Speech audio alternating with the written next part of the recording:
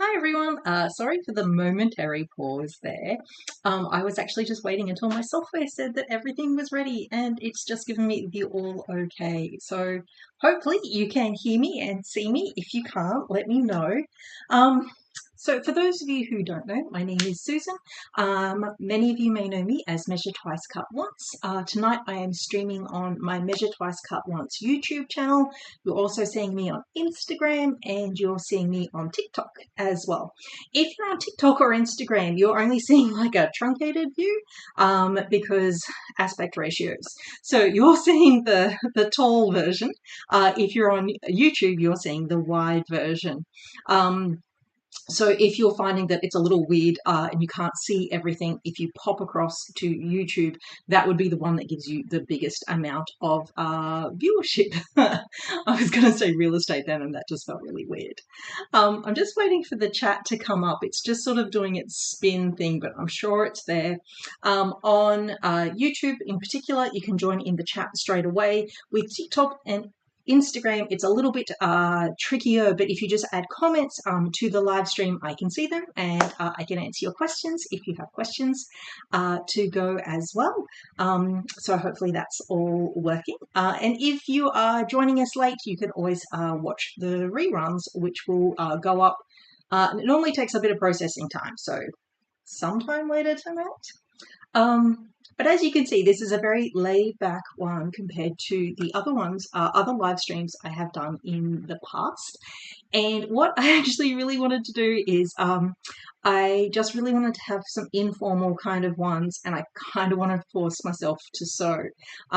So also I'm in a new space. So last year we moved house, which was all apartments, which was very exciting. And sorry, I'm just going to lean forwards and see. I'm going to turn the chat off and then I'm going to come back again and pull it back up again. Dogs, chat. It's still thinking about doing something. I'll just leave it open and say, hey, now it's working. Awesome. Okay, so it looks like the chat is up. So if you've got any questions or you want to just say hi or anything, just jump on in there with the chat. I will kick it off with a message of my own. Hi. Oops, I should type with less enthusiasm because it shakes this camera. All right, well, that's just come up as restream and not me, but that's fine. I guess it will show up other ones as well.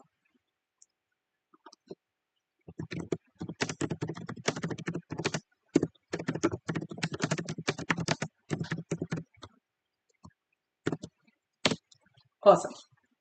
That's all working now. So as I said, my name is Susan. I used to do a lot of live streams. I would do a lot of unboxings and I would show you lots of different things. Then life happened and I got super busy, and then we moved house and I worked a billion hours last year and I just ran out of time for everything, including sewing. I got to the end of the year and I was like, I don't feel like I've done any sewing at all this year, which is kind of crazy because then I went and actually looked at all the things I had made and there was a ton of things.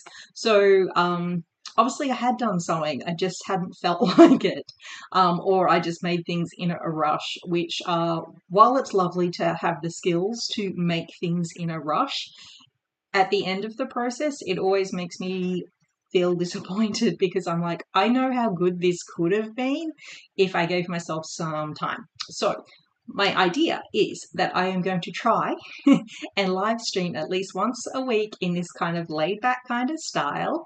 And I'm going to sew and just chat. And it's not going to be like a sew along, probably not.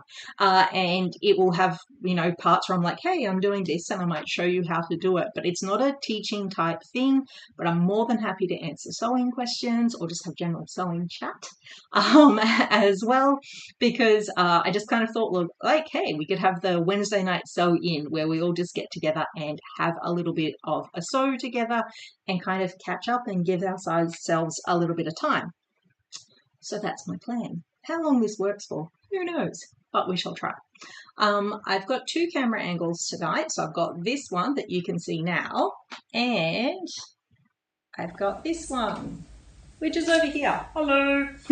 I'm going to swap to that one when I'm sewing, but it gives you a little bit of a wide view of the room. This is actually my sewing machine here. I haven't even taken the covers off.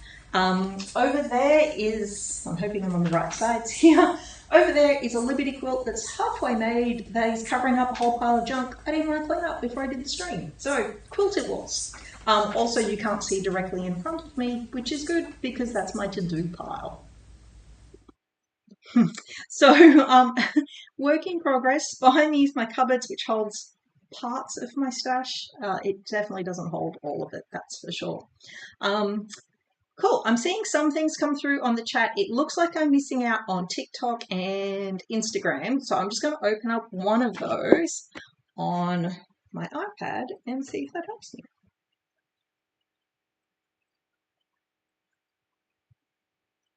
Maybe, maybe not. Maybe it's not working. Not saying that it's working there. Anyway, we're on YouTube, so, you know, you'll catch us somewhere. So we'll give that a try.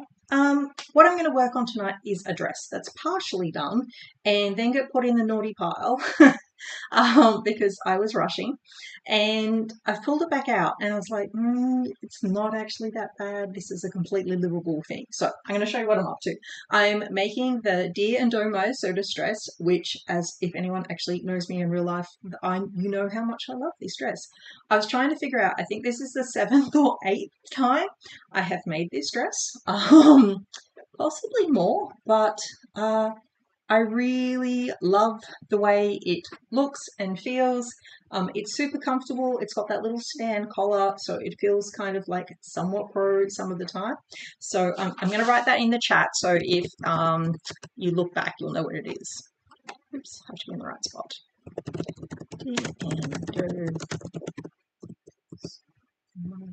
Every time I spell this up. So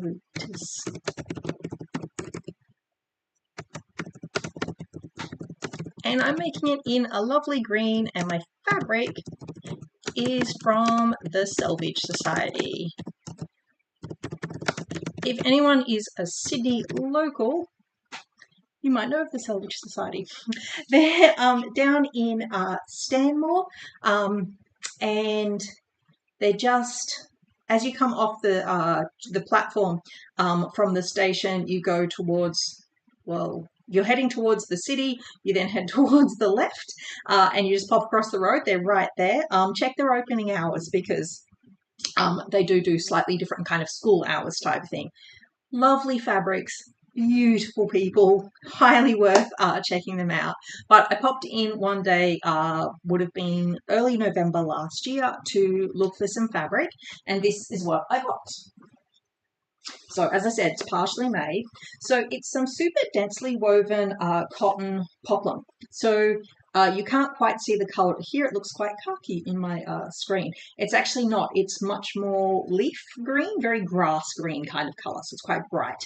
But it feels lovely. It's super smooth and has a very crisp texture to it. It also makes a delightful kind of slightly tick sound as you sew it because it's so dense.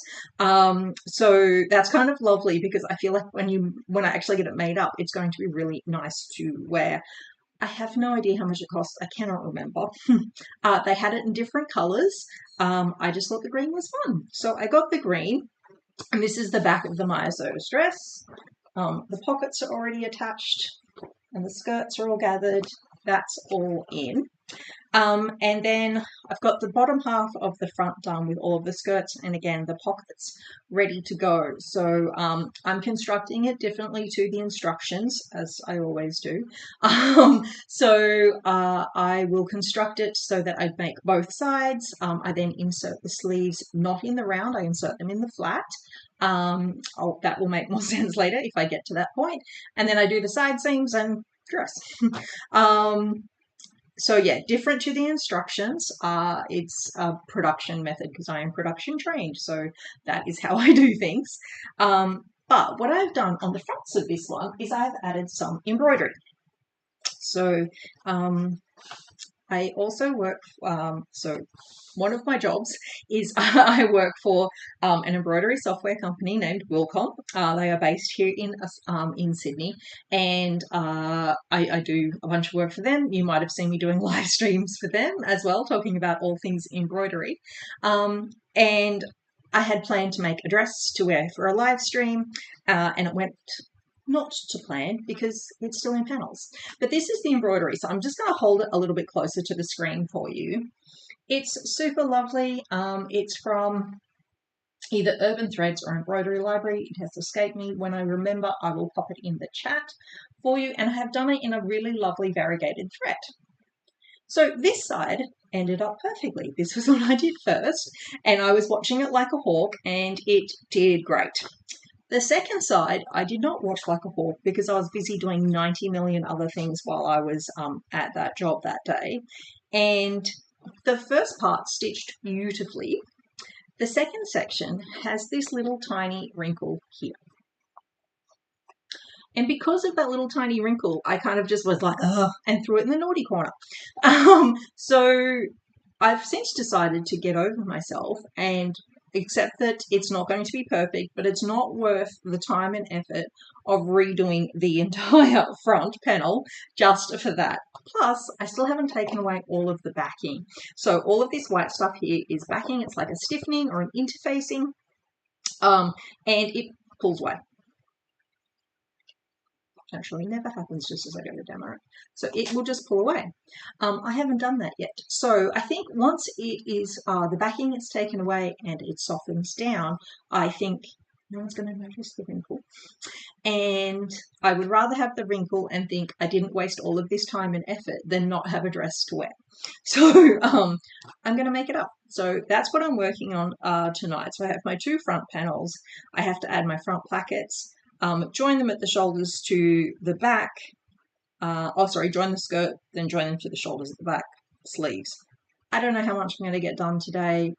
There's also a massive thunderstorm on its way here in Sydney. So if it starts to rumble and pop too much, I'm going to be a big scaredy cat and run away. I don't like having my machines on in a thunderstorm, and I have no idea if that is a crazy old wives' tale or me just protecting some very precious to me things. So if that happens, I'm going to turn my machines off. Maybe we'll keep chatting. Depends how noisy it gets. Anyway, so I'm going to start sewing. If you've got questions, pop them there in the chat, and we can go along with things.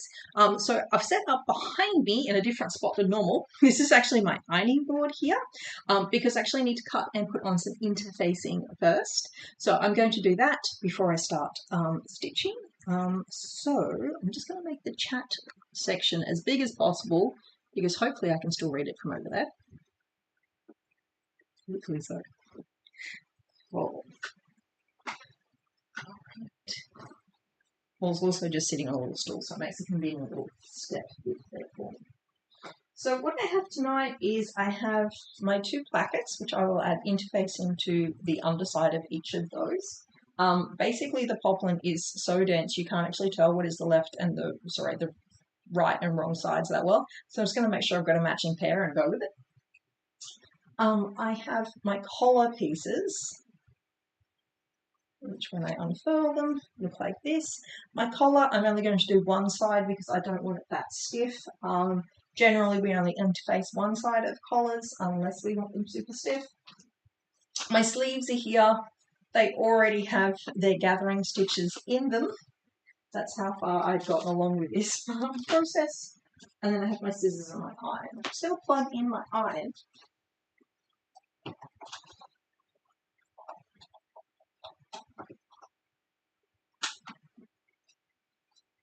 Alright, I'm going to turn that away from myself as I do this. So yeah, like I said, I don't feel like I got much sewing done last year, and we've just been away for holidays. And while I was on holidays, I was like, I need to come up with an idea which will kind of give me some kind of, not public shame, that's not exactly the term I'm looking for, but give me really good incentive to do sewing every week. and keep up with all of my live blogging that I have done before. And I've got a whole bunch of vlogs I want to share of things that I've made, even though it didn't feel like I did much. So I want to have a whole bunch of that sort of organized. And so tonight is our little test of all of that. Already I'm like, I need some extra lights so that you can see the true colors of extra things. And it might also make my face a little less shadowy. I'm not so bothered by that because it is, as I said, quite low key. It's not super slick and pro tonight. Well, the production isn't, the sewing will be.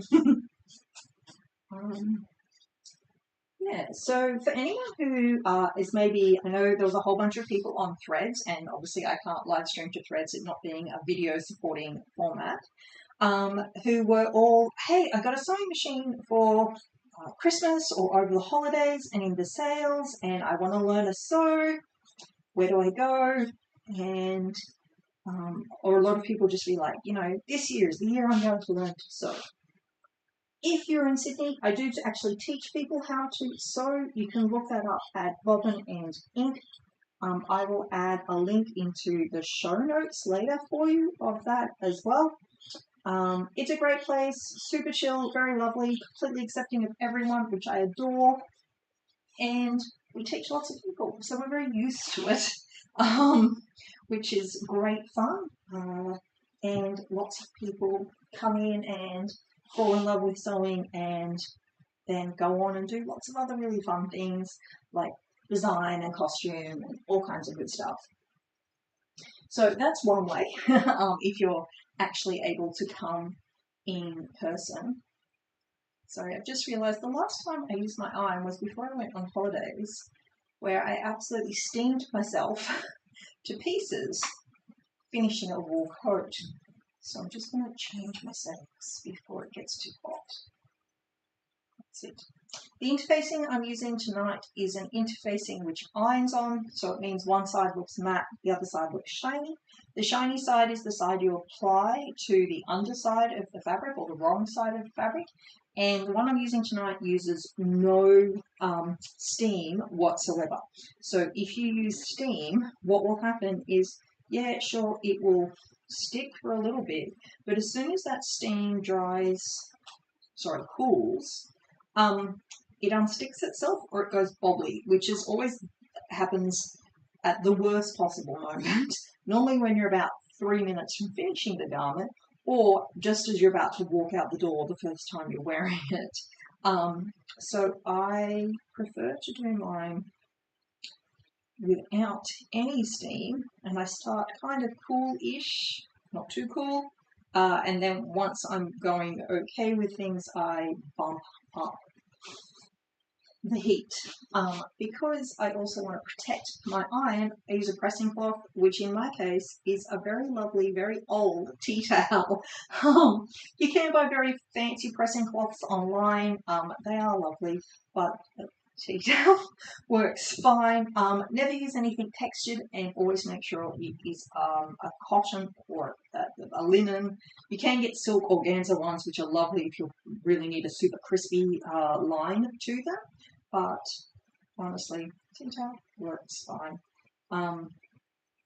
I'm very democratic in my usage of our things. I don't think we need to have lots of things to sew with, and I don't think we need to have really expensive things. Super expensive things are lovely. I have a very lovely pair of very expensive scissors, but you know, it's not something that's super necessary to getting a good finish. It's something that's lovely and you treasure it.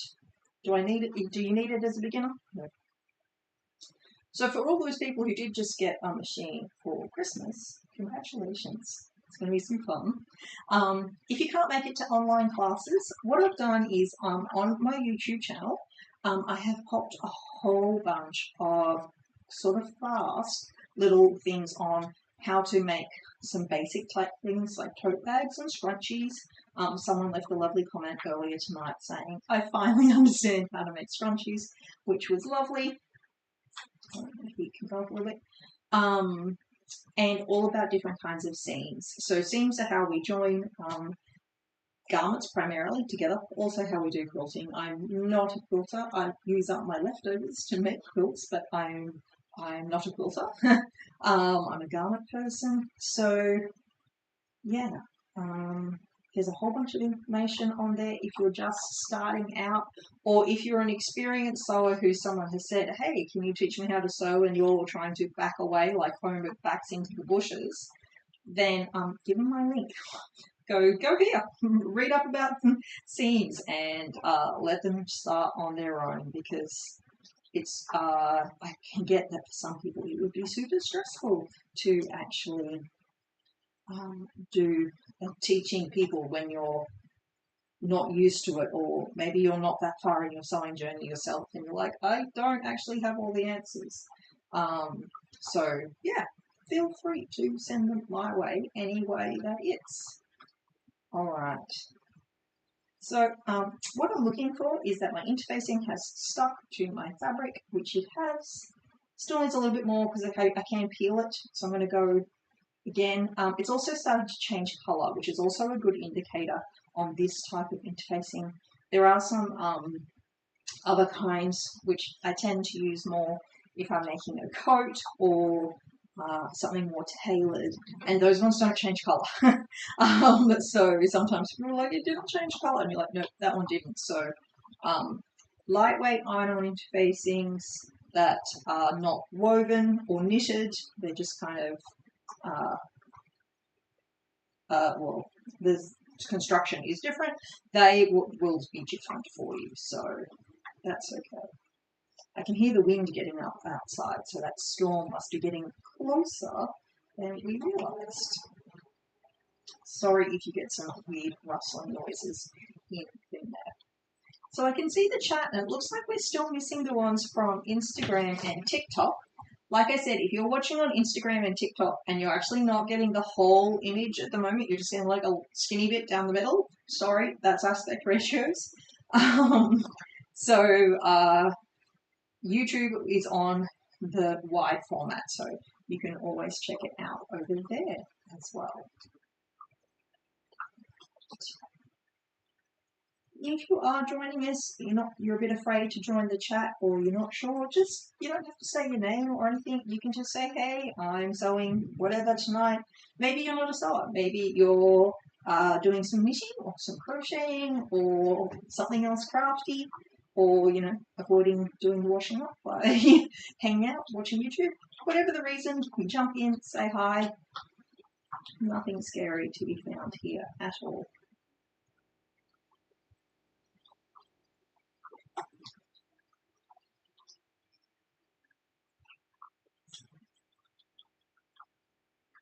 I always go up in stages with the heat on my interfacing. If you hit it with a high heat straight away, it can shrink and it burns basically. You get like a hole in it and just shrivels up. If you've ever done shrinky dinks and you've got the temperature wrong in the oven and you've just ended up with this like molten mess, you can actually do that with interfacing. So I like to go up in stages because it is just a little bit more safe to do it that way. That's looking better. One more little bit. Generally, I do show my interfacing partway through the garment, but one of the things I want to do better at this year is I want to, as soon as I finish cutting out something, I want to cut out my interfacing and apply my interfacing straight away, because I always get partway through and then I'm like, oh, I keep interfacing. And it's normally when I'm sewing when it's really, really hot, and the last thing I want to do is stand in front of the hot iron, which, to be fair, is a little bit what I don't want to do tonight because it's been a hot and steamy day. So, yeah, that's looking good. All right. I think I'm going to do that one so I can start sewing, and then I'm going to come back and do the other one in a bit. I'm also going to turn off my iron straight away.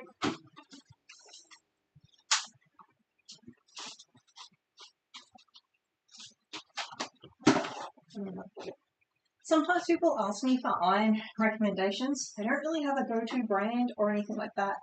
What I would say though is an iron that is heavy is really nice because it helps you press and it helps you pump steam into things and helps you shape things, which particularly if you want to work with wool is a really, really good thing to have. A super lightweight one, while great for your wrists and super easy care if you're doing it for like regular ironing. For pressing, I find that it's just not heavy enough. So I like a heavy iron for pressing. I also like one where I can choose my different types of fabrics. I don't like the ones with the auto sensors because I can't get them hot enough if I want to pump out lots of steam. And obviously I love one with steam because you use it for things. I saw a little meme this week which said sewing should actually be called ironing because so much of what you do is dependent on your ironing, which is kind of true, I'm going to be sure. So.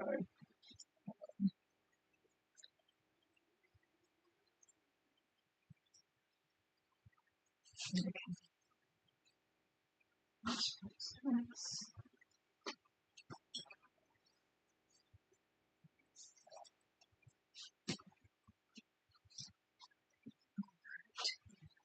I'm just going to have a quick check on Instagram, make sure that that's all streaming okay.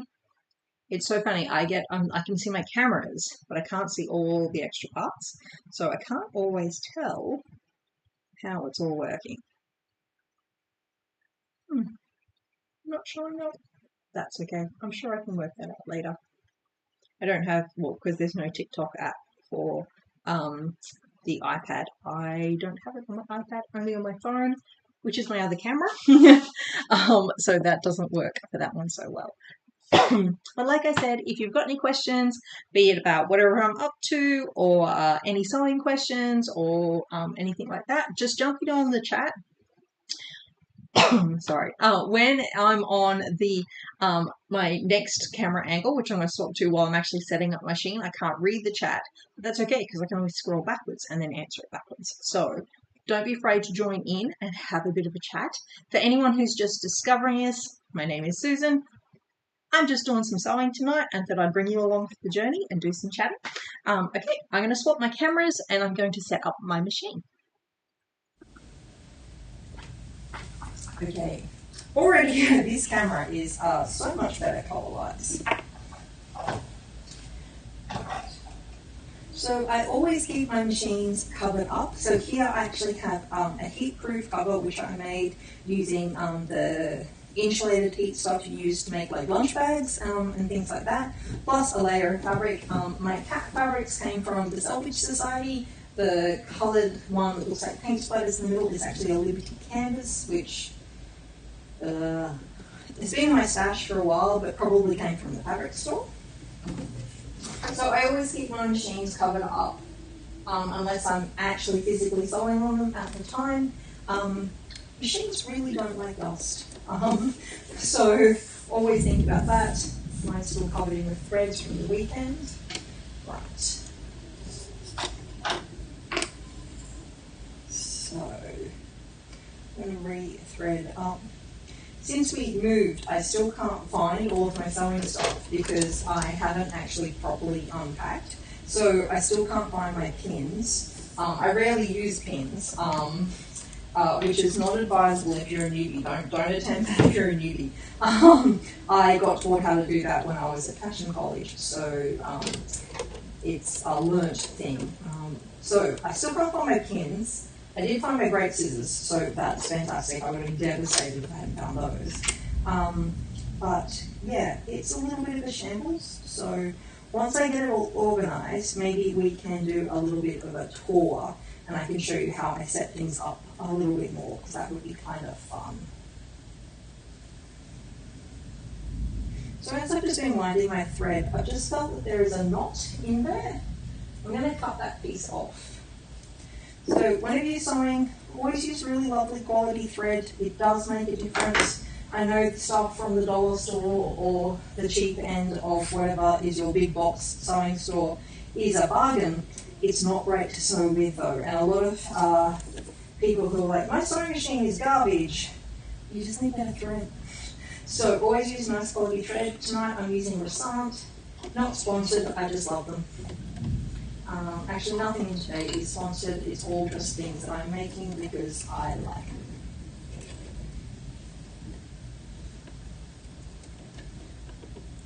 And if you're very lucky, your machine comes with an auto threader, which I must say I do love about mine, particularly when it's night time and I'm a little tired. Alright. Mine's a computerized machine, so it makes a little burp sound as it comes on. And I'm just going to take my scrap fabric and do a little test. I'm always telling people when I'm helping them learn how to set up the machine that I do this every time, and no one ever believes me. They do. Because how else do you know if your machine's going to stitch if you don't check it? Alright, that's looking pretty good. I've got a nice looking stitch on this side, good looking stitch on the underside, no knots, bird's nest, anything like that, so that's all looking good. Alright. Sounds like we now have rain as well, so that's fun.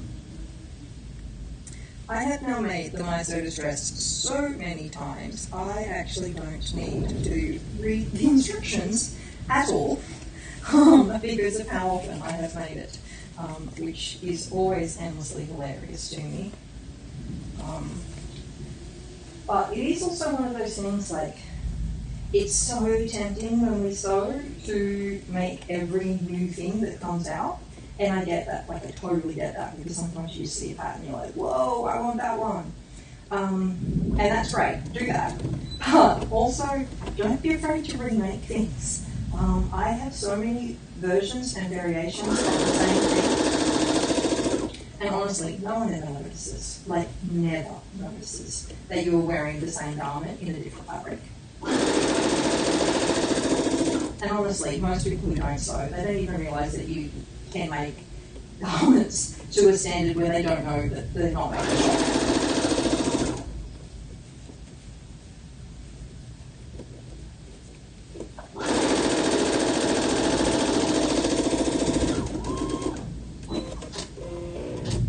So I've just attached my blanket on, and now I'm going to do some understitching. I'm a huge fan of understitching. Understitching does what it says. It keeps things under. You normally do it like no more than 3 mil out from the edge of the stitch line on the correct side of the fabric. You normally do it like through the facing or the inside of the pocket. Like you can't actually see understitching from the outside of the garment. But if you ever want to make something look nice and crisp, well, that storm has hit.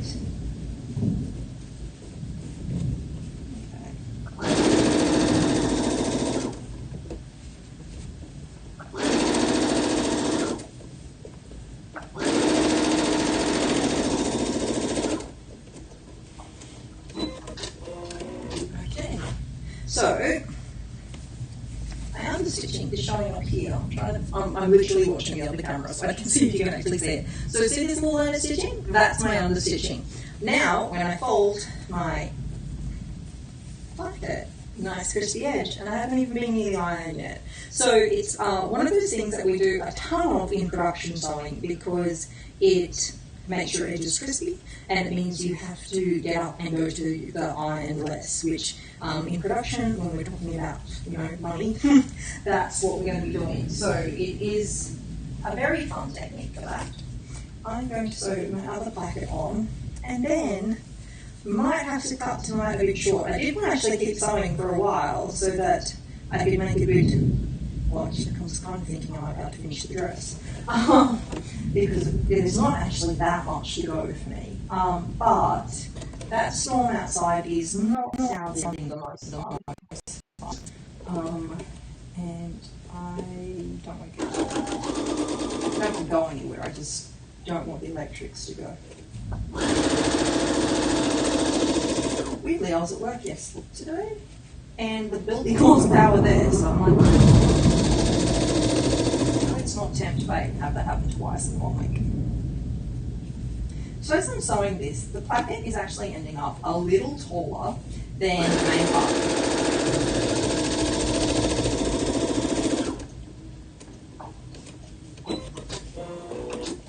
So you can see it's a little taller, just here. That bit is meant to because that's for the turn back.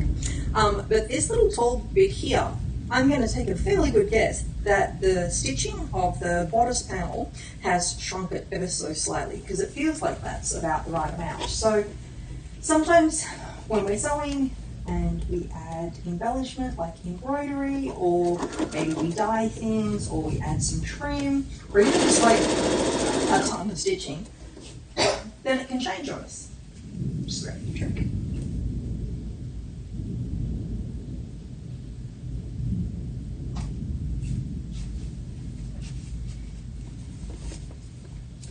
So once you know what is your fault, so maybe you sewn it badly, or what is the fault of the pattern, because not all patterns are made well,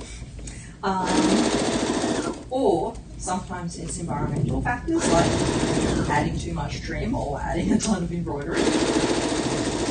Once you kind of get there and you can troubleshoot a little bit, it kind of makes your sewing kind of nice because you can suddenly start to figure out why things are going wrong.